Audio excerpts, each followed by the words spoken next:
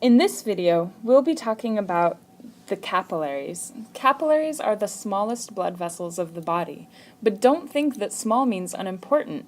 These little channels bring blood to nearly every cell of your body. Capillaries sit between the arterial system and the venous system. Blood flows into the capillary from arterioles and out of the capillaries into venules. Note how the blood goes from oxygenated to deoxygenated as it passes through the capillaries. This is true for the systemic circuit, where oxygen leaves the capillaries. In the pulmonary circuit, capillary beds pick up oxygen. So, in the pulmonary circuit, blood would actually be going from deoxygenated to oxygenated as it passes through a capillary bed. Capillaries have very thin walls, just the tunica intima, the endothelial layer. In the smallest capillaries, the capillary wall may be just a single endothelial cell wrapped around the lumen. That's what you see in this image. In this image, this single endothelial cell surrounds almost the entire vessel. The tunica intima of capillaries is surrounded by scattered pericytes. These smooth muscle-like cells stabilize the capillary wall and help control the leakiness of the capillaries. Thin walls enable the exchange of molecules between the blood within the capillaries and the interstitial fluid in the surrounding tissues.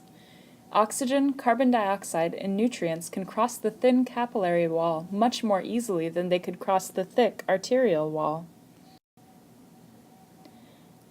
Capillaries are short, about 1 millimeter in length, and capillaries are also very narrow. These two images are each of a single capillary. See how the red blood cells are stacked up? These capillaries are so narrow that red blood cells can only go through one at a time. Capillaries are found in highly interwoven networks called capillary beds. Capillary beds can have as few as 10 capillaries or as many as 100 capillaries. Capillaries branch off from a very small artery called a medarteriole. There is a ring of smooth muscle cells where each capillary branches off from the medarteriole. This ring of smooth muscle cells is called a precapillary sphincter.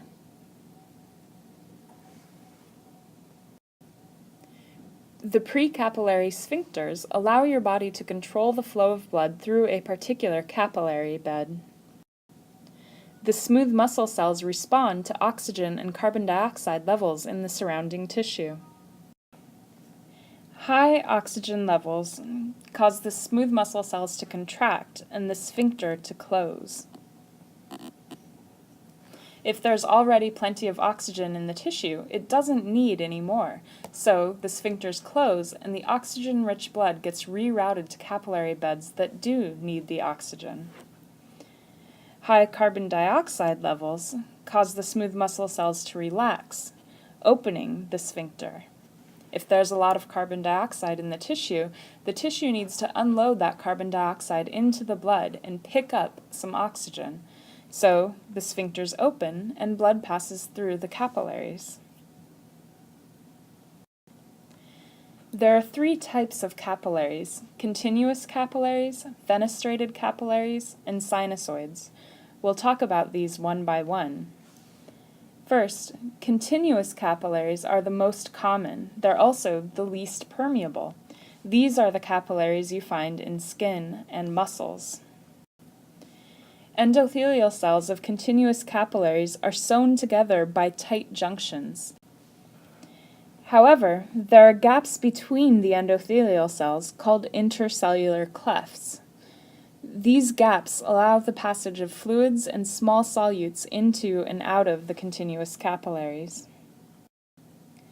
The second type of capillary is the fenestrated capillary. Fenestrated capillaries contain the intercellular clefts that we saw in continuous capillaries. They also contain large pores within the endothelial cells. These large pores are called fenestrations.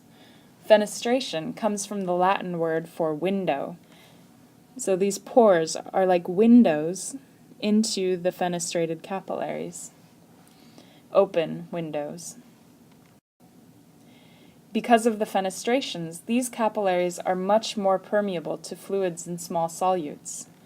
Fenestrated capillaries are found at sites where solutes are being actively absorbed into the blood, such as the small intestine or endocrine organs.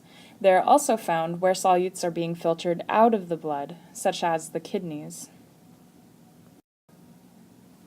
Sinusoids are the most permeable capillaries. They are wider than most capillaries.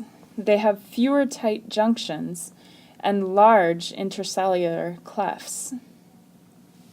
Large molecules and even cells can pass easily into and out of the sinusoids, and you find them in the liver, bone marrow, spleen, and adrenal medulla.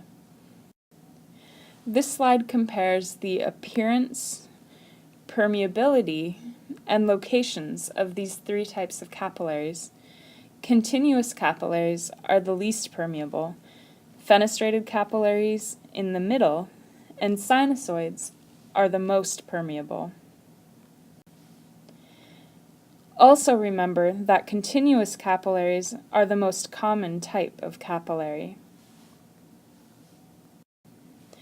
After watching this video and studying the capillaries, you should be able to answer these recap questions.